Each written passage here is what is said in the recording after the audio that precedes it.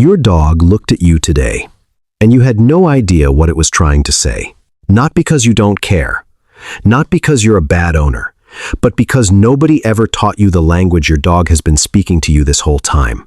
And part of that language, a part most people completely overlook, is how your dog says sorry. We've all heard it. Dogs don't feel guilt. They don't apologize. What you're seeing is just fear of punishment, and there's a kernel of truth in that. When your dog destroyed the couch and you come home, that cowering posture, that's often just a reaction to your body language. Your dog reads you before you read them, but here's where that explanation stops being enough. Because there's a difference between a dog reacting to an angry owner in the moment and a dog hours later, after the tension has passed quietly, deliberately, trying to repair something. What researchers who study canine social behavior have started to document is that dogs have a sophisticated set of appeasement behaviors, signals they use not just to survive conflict, but to rebuild connection after it, to reach back toward you. The problem is, almost nobody recognizes them when they happen, and when you miss them, your dog gets the message that the bridge isn't there, that the repair didn't work, and over time, that silence between you grows. So pay attention, because your dog has probably apologized to you dozens of times, and you may never have noticed. The first one happens right after a conflict, and almost everyone gets it wrong. Your dog stops looking at you. You raised your voice or showed your frustration, and now they're just looking away, head turned, eyes somewhere else. And the thought that crosses most people's minds is either they know they did wrong or they don't even care. Neither is quite right. When a dog deliberately avoids eye contact after tension, it's not shame in the human sense, and it's not indifference. In canine social communication, direct eye contact is a form of pressure, a challenge. So breaking that eye contact, turning away, going soft is the opposite. It's the dog actively removing pressure from the interaction, saying, I don't want to fight. I'm not a threat to you. I want this to be okay. It's a peace signal, one of the oldest ones in the canine playbook. If you interpret it as guilt and keep pressing, keep following them around with that energy, you're essentially responding to a white flag by pushing harder.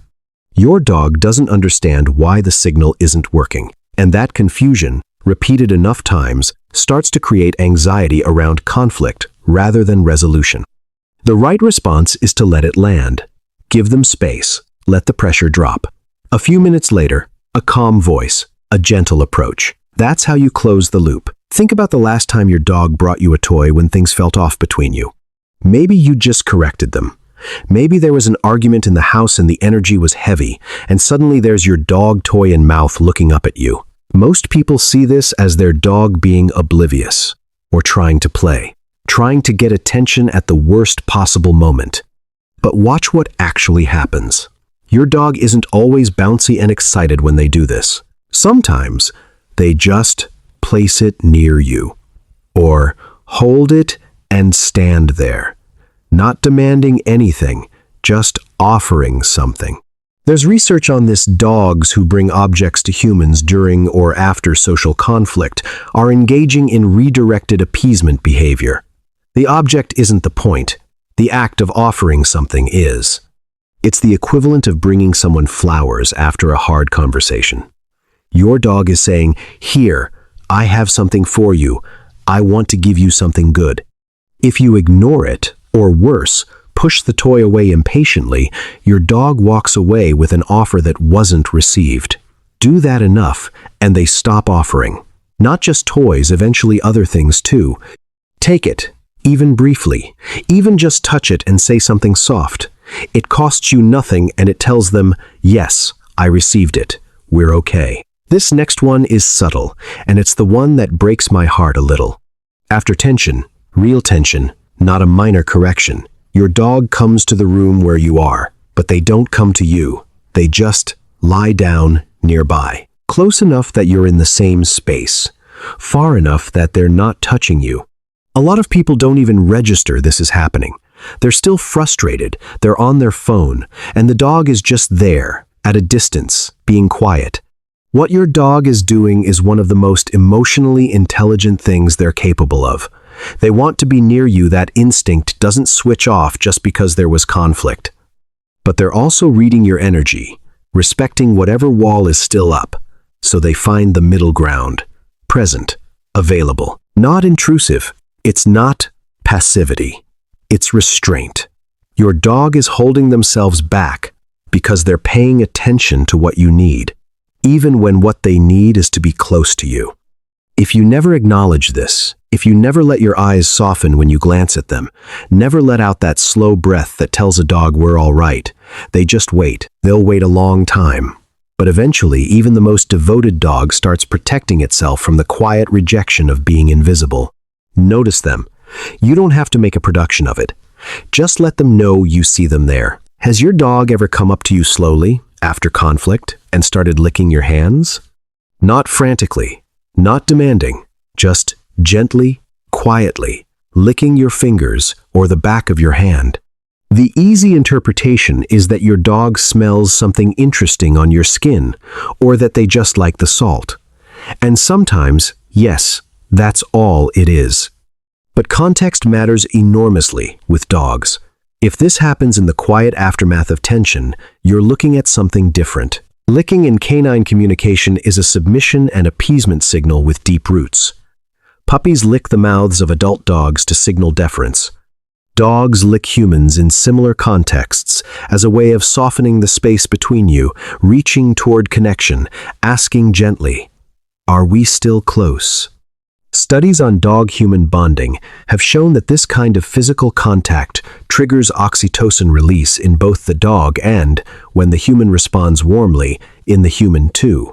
Your dog's body is literally trying to repair the bond through chemistry.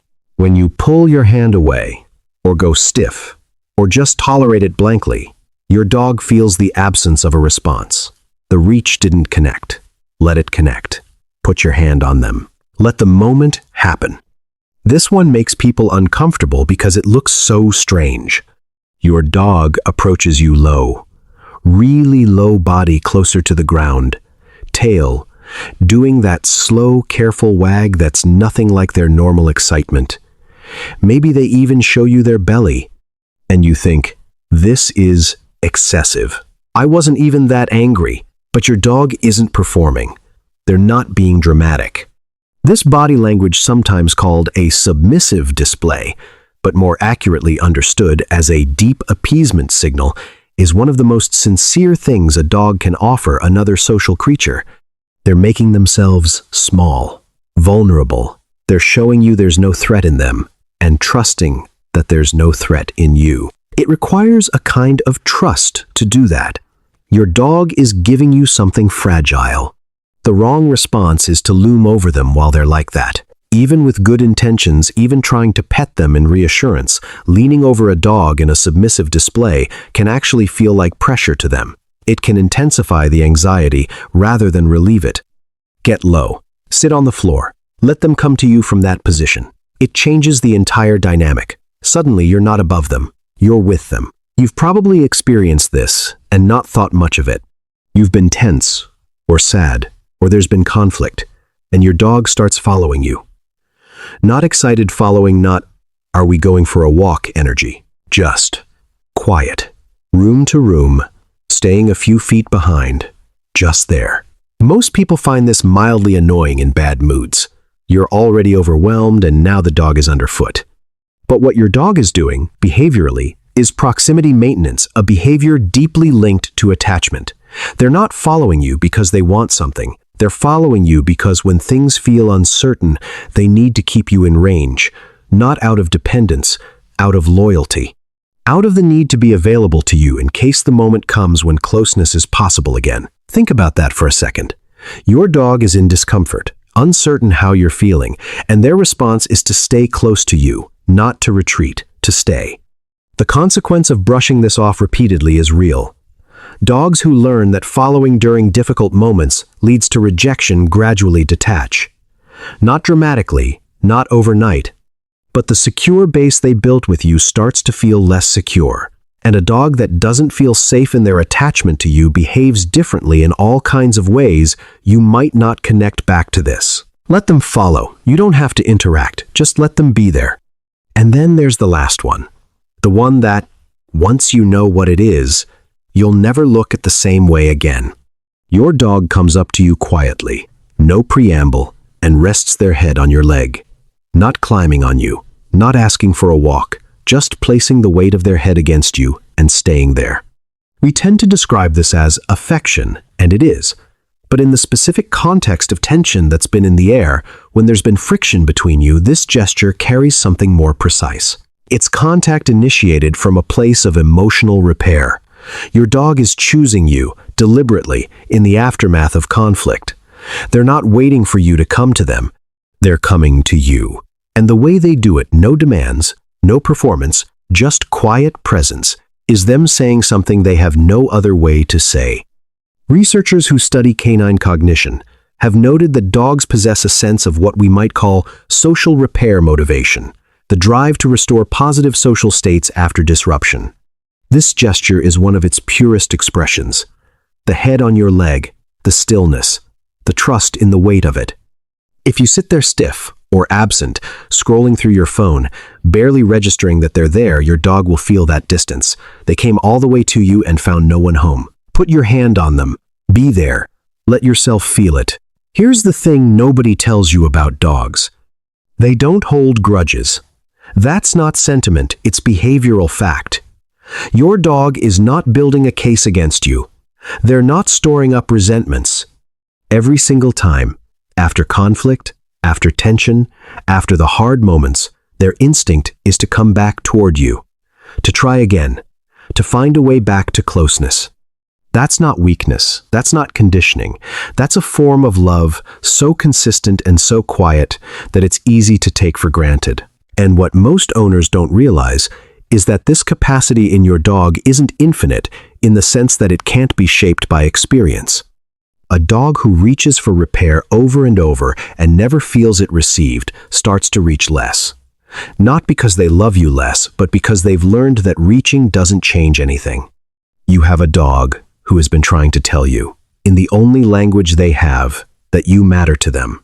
That conflict between you matters to them, that they want it resolved. The question isn't whether your dog apologizes. The question is whether you've been listening.